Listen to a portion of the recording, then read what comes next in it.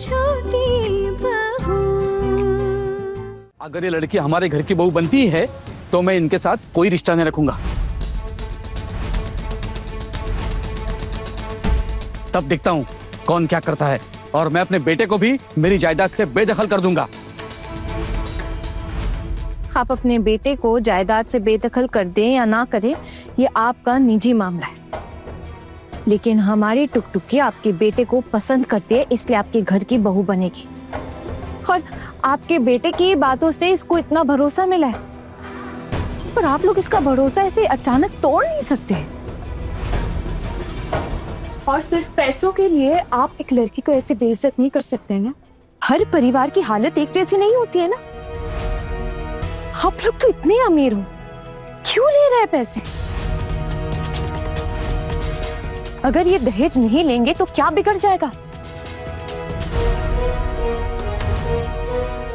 आशीर्वाद के दिन आप कह रहे हैं कि 2 लाख रुपए नहीं दिए तो आशीर्वाद का अनुष्ठान नहीं होगा। आप लोगों को 2 लाख रुपए चाहिए ना, तो हम आपको अभी देंगे। पुलिस आ रही है ना, तो आप अपनी डिमांड पुलिस के सामने रख दीजिएगा। और पुलिस को अगर आपकी डिमांड स्वीकार है तो हमें भी आपको 2 लाख रुपए देने में कोई एतराज नहीं है। अरे तुम लोग बात बात पर पुलिस के नाम पर डरा क्यों रहे हो? हमने आप लोगों के यहाँ रिश्ता तय करके बहुत बड़ी गलती की है। आप हम पर दबाव डालकर बेटी को हमारे गले में उतार रहे हैं क्या? आपके बेटे ने ही हमारी टुकटुकी से वादा किया था, उसके साथ अच्छा बर्ताव किया, तभी हमारे घर की लड़की आपके बेटे से शादी करने के लिए तैयार है, आपके घर की बहू बनने के लिए तैयार है। और मैंने सबके सामने लड़की से पूछा था ना, सुना नहीं आप लोगों ने कि आपकी होने वाली बहू ने क्या कहा?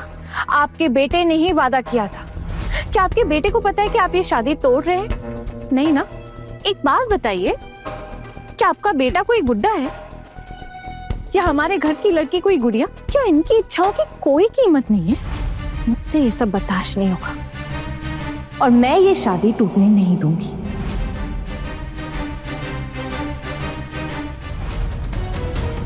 क्या हो रहा है?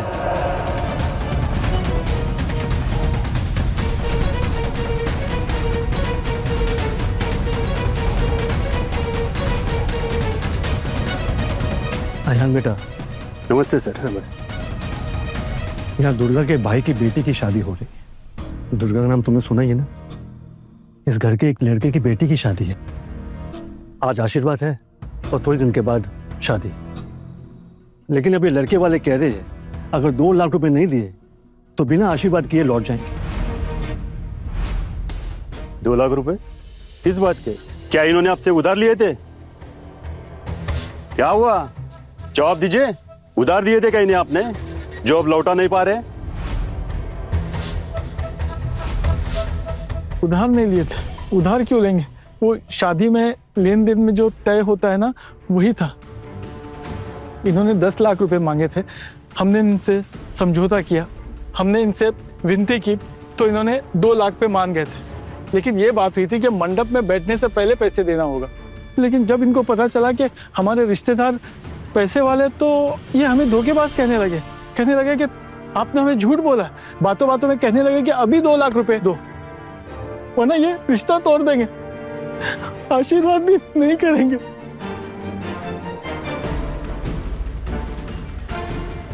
अच्छा, ऐसी बात है क्या?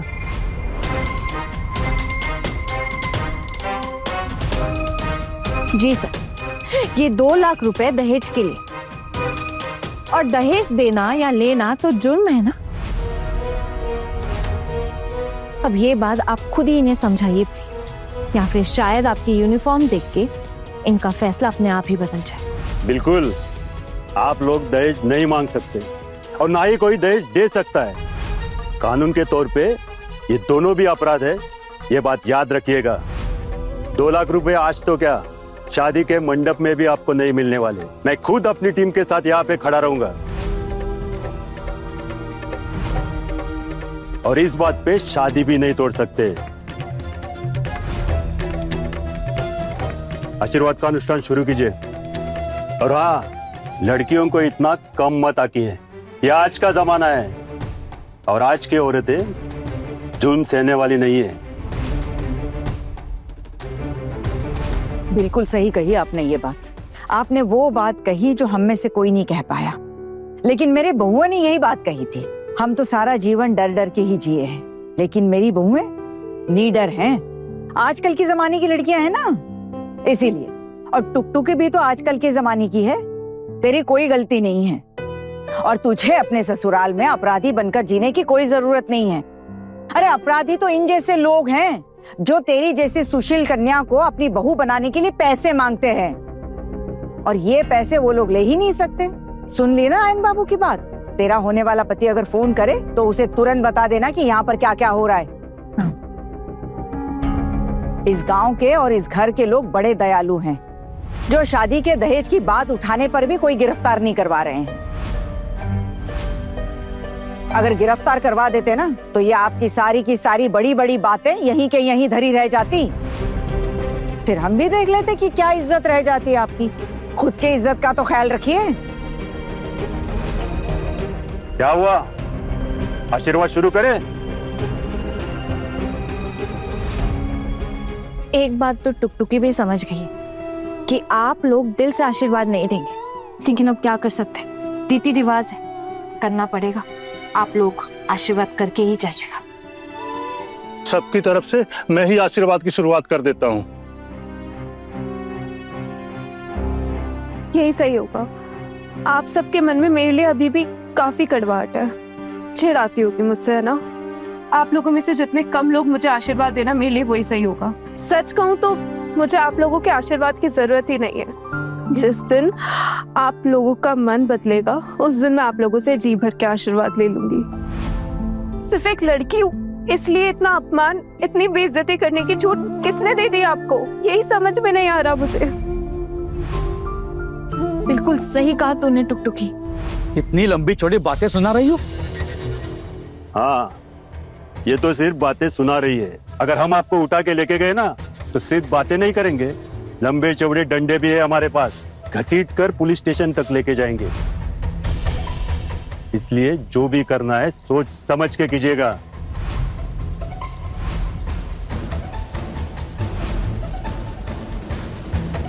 जीजा जी, अब सोचने का समय नहीं है। बनी बनाई इज्जत कचरे में मिल जाएगी। चलिए आइए आइए, हम आशीर्वाद देते हैं ना। टुकटुकी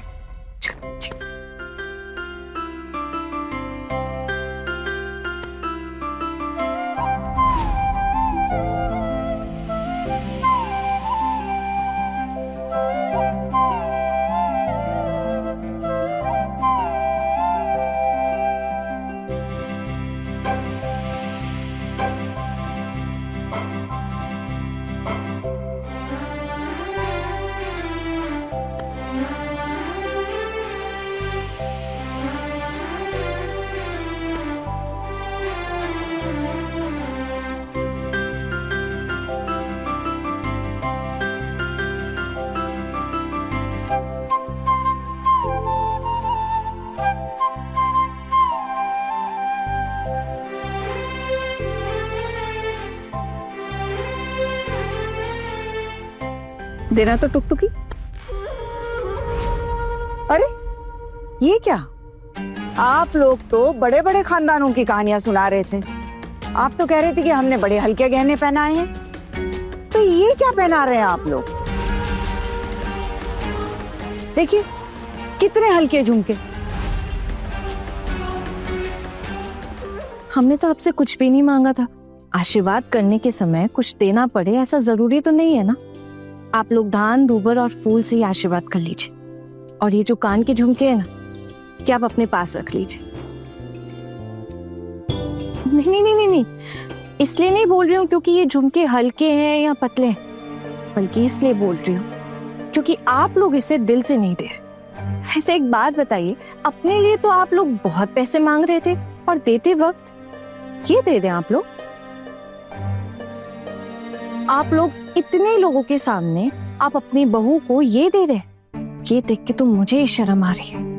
अगली बार किसी का अपमान करने से पहले ना एक बार खुद की गिरेबान में झांक कर देख लीजिएगा।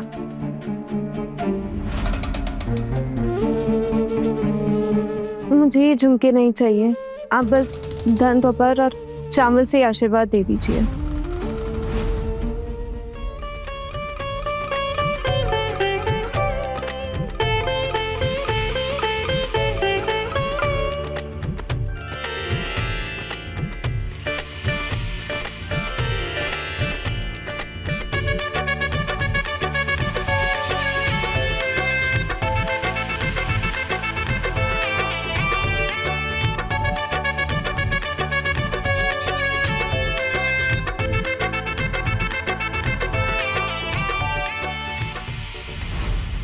छोटी भाभी, मेरी शादी सिर्फ और सिर्फ आपकी वजह से ही हो रही है। पता नहीं मैं आपका शुक्रिया कैसे करूं। अरे नहीं नहीं टुकटुकी, मेरी वजह से कुछ भी नहीं हुआ है। ये सब तुम्हारे होने वाले दूल्हे की वजह से हो रहा है। वो इतने अच्छे हैं, इसीलिए तो तुम इस शादी के लिए राजी हुई हो, है ना? वरना तुम भी इस शादी से इनकार करती थी। मेरी ना तो बस भगवान से एक ही प्रार्थना है कि तुम्हारे पति हमेशा ऐसे रहे, कभी ना बदले, ताकि तुम जिंदगी भर ना ऊंची आवाज में उनके लिए बात कह सको। अगर पति हाथ में तो दुनिया साथ में। अच्छा ये सब छोड़ो, आप लोग गप्पे लड़ाओ, मैं जरा आती हूँ। पता नहीं माँ कहाँ है, एक बार देख लेती हूँ। चलना आना, मैं चलती। अरे नहीं नहीं दीदी, मैं जाके देखाऊंगी, आप टेंशन मत लो। अच्छा टुकटुकी, तेरे ससुराल वाले ना शायद खाना खाने के लिए बैठे हैं। एक बार देख लेना अगर उन्हें कुछ चाहिए हो तो। सच कहूं तो मेरा बिल्कुल मन नहीं कर रहा उनका ध्यान रखने का। अरे ऐसे कैसे? कैसे थोड़ी ना होता है, ये नहीं चलेगा। अब शादी होने वाली है ना, और अनुष्ठान है हमारे घर में, कर्तव्य तो है ना हमारा, तुम्हें ही सब करना पड़ेगा। एक काम करते हैं, चलो हम सब चलते हैं। हाँ चल चल चलो साथ में, सारी दीदियां जा रही साथ में, जा। ठीक है, लेकिन भाभी मैं आपको अभी से ही कह देती हूँ, आपको मुझे मेरी शादी में तैयार करना होगा। आप मेरी शादी में आएंगी भी और मुझे सजाएंगी भी। हाँ हाँ बिल्कुल। अब मेरी इतनी प्यारी ननद की शादी है और मैं भला कैसे मिस कर सकती हूँ? और हम नहीं आएंगे तो चलेगा? अभी कैसी बातें कर रही हैं आप? वो तो छोटी भाभी ने मुझे सजाया है, इस वजह से मैंने ऐसा कहा। और आप लोग नहीं आएंगे तो फिर कैसे चलेगा? आप लोग ही तो हमारे अपने हैं। आप लोग भी नहीं आएंगे तो फिर मेरी शादी कैसे होगी भला? और वैसे भी शादी के बाद तो मुझे घर छोड़ना ही है, ना जाने फिर कब मुलाकात हो। तुम इतनी उदास क्यों हो रही हो? मैंने कहा ना हम सब आएंगे तुम्हारी शादी में। तो फिर भाभी ऐसे क्यों बोल रही हैं? भाई हमें अपनी जान प्यारी नहीं है क्या? आहाना ने बोला कि हम आएंगे तो आएंगे, मना कैसे कर सकते हैं? वाह, देख रही है टुकटुकी, ये लोग मेरे बारे में क्या क्या सोचते हैं। अब बताओ मैं भला इतनी बुरी हूँ? आप अगर बुरी हो तो फिर दुनिया में अच्छे होने का मतलब ही बदल देना होगा। आप सब तो मेरी सबसे अच्छी भाभियां हो। चलो कम से कम तुमने हम सबकी तारीफ तो की। अच्छा वैसे एक बात कहूँ, मेरी जिनसे शादी होने वाली है ना, अभिषेक जी, उनका फोन आया था आज मेरे पास। अच्छा क्या बोला उन्होंने? उन्होंने कहा कि मैंने जो भी किया बिल्कुल सही किया। दहेज के खिलाफ आवाज उठाकर मैंने कोई गलत काम नहीं किया। बोल रहे थे कि उन्हें भी उनके माँ बाप ने फोन किया था और वो ये शादी तोड़ देने की बात कर रहे थे, लेकिन उन्होंने साफ मना कर दिया। कह दिया कि मैंने एक लड़की से वादा किया है, मैं ये शादी नहीं तोड़ सकता। बल्कि आप लोगों को ऐसी कोई डिमांड नहीं रखनी चाहिए थी। मैं ना तो तेरे पति की फैन बन गई हूँ। देखना तेरी शादी के दिन ना खूब दोस्ती जमाऊंगी उनसे। अरे अरे अरे अरे, ये तो शर्म के मारे लाल हुए जा रहे हैं। देख तो सही शक्ल देख जरा। अच्छा अब आप लोग गप्पे लड़ाओ, मैं जरा माँ को देखकर आती हूँ। तो जा। अब क्या ही रह गया है जिंदगी में, इसलिए कभी कभी यहाँ वहां घूमने निकल जाता हूँ। अब मेरा कोई देखभाल करने वाले नहीं रह गया। घर वालों के लिए तो मैं फिलहाल बेकार के खर्चों की लिस्ट में हूँ। जब तक भाभी जिंदा थी तब तक तो सब अच्छा था, उनके जाने के बाद ही सब बदल गया। जाने वाले को कौन ही रो सकता है दुर्गा, जैसे तुम्हें भी रोक नहीं पाया मैं, तुम भी चली गई। आप ना शुतुदा, पुरानी यादों को लेकर अब बातें करने का क्या ही फायदा। आपको भी ना बिल्कुल लग जानी है। आपने उम्र देखी है क्या हमारी? उम्र हो गई है इसलिए तो मैं बोल पा रहा हूं, तब कम उम्र में मैं बोल ही नहीं पाया था। इसलिए सोचा कि अगर अभी नहीं कहा तो ये बात अधूरी रह जाएगी। न जाने कब ऊपर वाले का बुलावा आ जाए।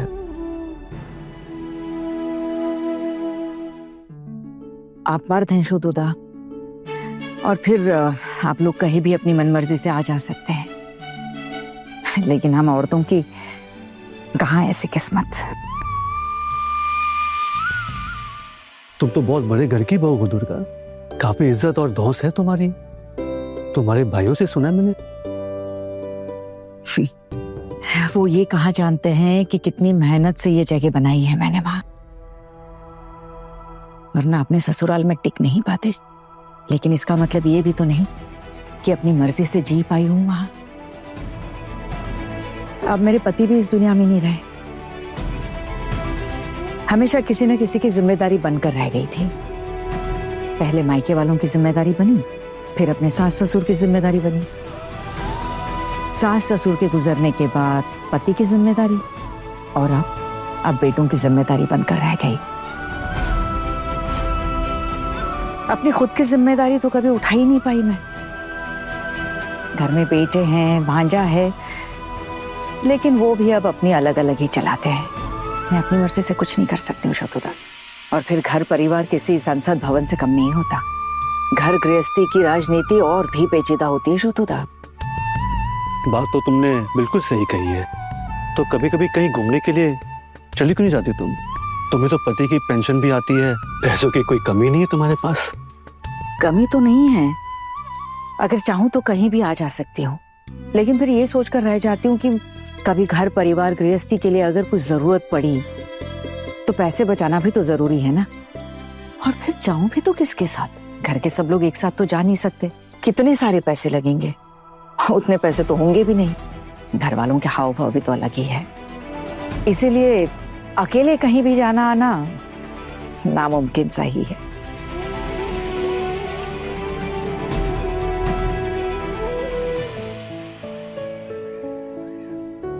हारू गबलू, जी दीदी। लोग चलते हैं, तुम लोग अपना ख्याल रखना, ठीक है? माँ, वो ऑफिस के लिए थोड़ा देर हो रही थी, अगर बातें खत्म हो गई हो तो हम लोग निकले। हाँ बेटा, चले जाना, चले जाना।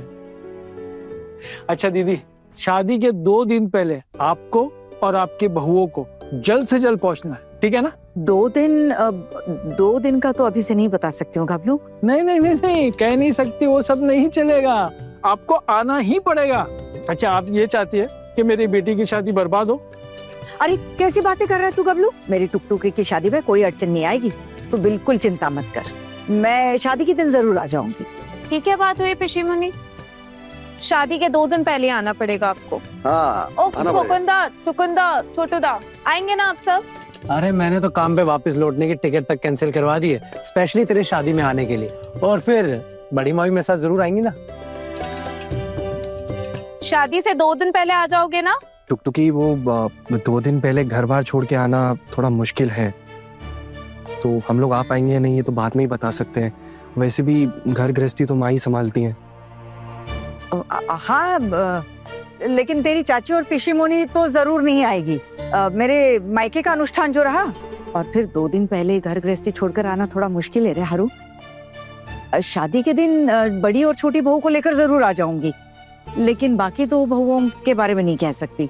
अरे तुझे पता है, आत्महत्या का डर दिखाकर आई है इनमें से एक। अब पता नहीं घर जाकर क्या ही युद्ध छिड़ जाएगा। मुझे लगता है पुलटू तो गुस्से से आग बबूला हो रहा होगा। हमारे घर में आने से इतनी बड़ी दिक्कत? छोड़ ना हारू, घर गृहस्थी में तो ये सब चलता है ना। नहीं दीदी, आपको तो आना ही पड़ेगा। अरे हमारा आपके सिवा कौन है दीदी? और इतने सालों के बाद अब संपर्क हुआ है, अब तो हमारे घर में जो भी अनुष्ठान होगा आपके बिना नहीं हो। हाँ, अरे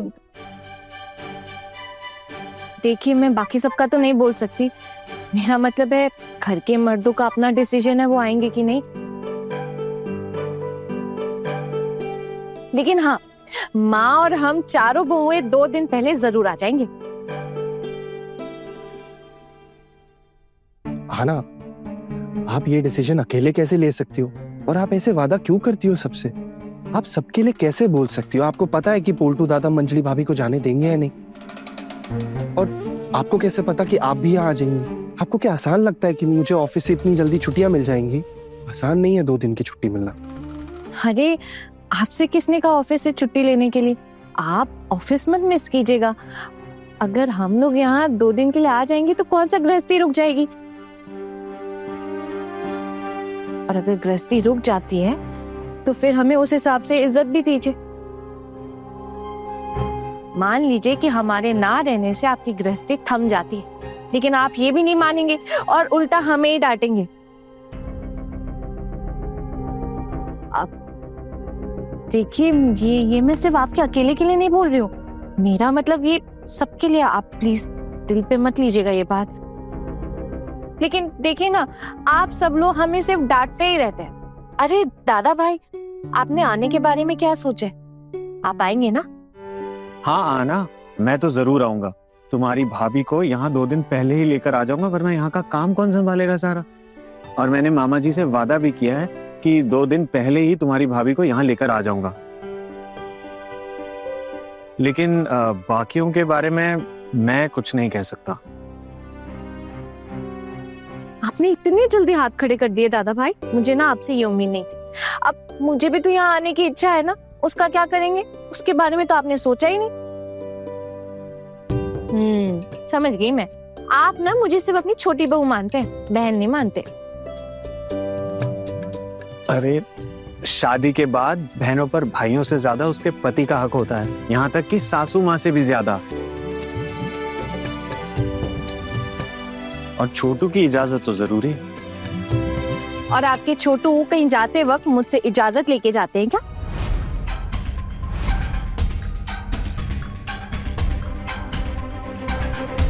आना, छोटू क्या गलत कहा छोटी बहू ने? बिल्कुल सही कहा छोटी बहू ने। वैसे भी अपने रिश्तेदारों के यहाँ आएगी, थोड़ी खुशियां मना लेगी, और शादी में कितने काम होते हैं, थोड़ा हाथ बटा देगी। इसमें घर गृहस्थी थम जाने वाली कौन सी बात हो गई? थोड़े दिन अगर अपने ऑफिस से कैंटीन का खाना खा लेगा तो कुछ बिगड़ नहीं जाएगा तेरा। दादा, घर पे रह के मुझे बाहर का खाना खाना पड़ेगा। कैसी बातें कर रहे हो आप? खाना पड़ सकता है, घर केवल रसोई घर थोड़े ना है। और उस रसोई घर को जो हम बहुएं अपने दिल से और इतने मशक्कत से संभालती हैं, हम बहुओं की भी तो निजी जिंदगी हो सकती है ना, अपनी अपनी खुशियां हो सकती है। घर की बहुएं सिर्फ घर की नौकरानियां नहीं होती। और अगर आपको लगता है कि घर की बहुएं सिर्फ नौकरानियां हैं, तो आप किसी को पगार पे रख लेते। शादी करने की क्या जरूरत थी? बस आना, बहुत बहसबाजी हो गई, अब आप प्लीज चुप रहो। सच हमेशा कड़वा ही होता है ना, इसलिए सच को बहसबाजी बोलकर टाल दिया जाता है। ये सब छोड़ो, देखो मैं तो जरूर आने वाला हूँ, और खुकुन दादा भी आएंगे, और खुकुन दादा आएंगे तो बड़ी भाभी भी आएंगी, तो फिर मैं तो अपनी वाइफ मीता को भी साथ लेके आऊंगा। और मैं अब छोटू, इस सब के बीच आना और मजली भाभी नहीं आएंगी तो क्या इन्हें बुरा नहीं लगेगा? दादा, आपको कैसे पता कि ये सब पॉसिबल हो पाएगा? आपको क्या लगता है पोल्टू दादा मंजली भाभी को यहाँ आने देंगे? अगर भाभी घर पर रुकेंगी ना तो किसी को उनके साथ रुकना पड़ेगा, और मुझे लगता है कि आना ही रुकेगी उनके साथ। ये फैसला आप कैसे ले सकते हैं? ये अधिकार तो मैंने आपको नहीं दिया, ना ही ऐसे कोई पावर दी। हाँ मानती हूँ हमारी शादी हुई है, लेकिन इसका ये मतलब तो नहीं है ना कि मेरी जिंदगी का हर फैसला आप ले सकते। मैं एक अलग इंसान हूँ, आजाद इंसान। अब खैर छोड़ो ये सारी बातें, अब चुप रहो छोटी बहू। माँ, आप सिर्फ मुझे क्यों समझा रही हैं? अपने बेटे को भी तो समझाइए ना। मैं अकेले थोड़ी ना बातें कर रही हूँ, ये भी तो चुप नहीं हो रहे ना। ठीक है छोटू, इतना गुस्सा क्यों? बेटी की शादी है, इसके लिए बोल रहे हैं। माफ कीजिएगा मामी जी, पर आप भी हमारी शादी में आए नहीं थे, बहुत गलत बात थी आपकी। नहीं बेटा, ये बात गलत है। क्या है कि उस वक्त हमारा संपर्क नहीं था, इसलिए शायद आप लोग ने न्योता नहीं दिया। न्योता दिए होते तो हम जरूर आते। छोड़ना बेटा, वो पुरानी बात हो गई। अभी क्या सब लोग मिल गए हैं, पहले क्या गलतफहमियां हो गई थी ना, लेकिन अब तो सब सुलझ गया ना, अब क्या है। चलो गाड़ी में बैठो, बहुत हो गया। चलो आओ सब लोग चले। अरे भोजू, दुर्गा दीदी ये देखा नारियल है। दीदी इन्हें ना मैं अपने घर के पेड़ से तोड़ कर लाया हूँ दीदी। आप तो जानते ही हैं मेरी पत्नी कितनी बड़ी झगड़ेरू है, उसे दीदी छुपा कर लाया मैं। पर दीदी जब मुझे पता चला ना कि आप आ रही हैं तो मैंने सोचा मैं आपके लिए कुछ ना कुछ जरूर ले जाऊं, क्योंकि मैं ना आज तक आपको कुछ दे नहीं पाया। दीदी ये भी रखिए, इसमें ना हमारे बगीचे की ताजी सब्जी है, आप रखेंगे तो मुझे बहुत खुशी होगी दीदी। अरे इन सब की क्या जरूरत थी भोजू? दीदी आपका भाई गरीब है तो क्या आप इस काबिल भी नहीं समझती? अरे नहीं नहीं भोजू मामा, ऐसा कुछ भी नहीं है। आप लाइए दीजिए। ये बताइए आप, मामी ने डांटा नहीं आज? आना चुप हो जा, शर्मा रहे हैं मामा जी। अरे तो क्या हो गया दीदी? भोजू मामा, अच्छा इन सब के लिए आपको मामी से डांट तो नहीं पड़ेगी ना? कौन डरता है तुम्हारी मामी से जो वो मुझे डांटेगी? वो तो मैं तुम सबके सामने उसे कुछ कहता ही नहीं, मरना मैं तो उसे काबू में रखता हूँ। कभी दिखाऊंगा तुम्हें तो पता चल जाएगा। ए भोजू! बड़े घर की छोटी बहू रात 9 बजे दंगल टीवी पर।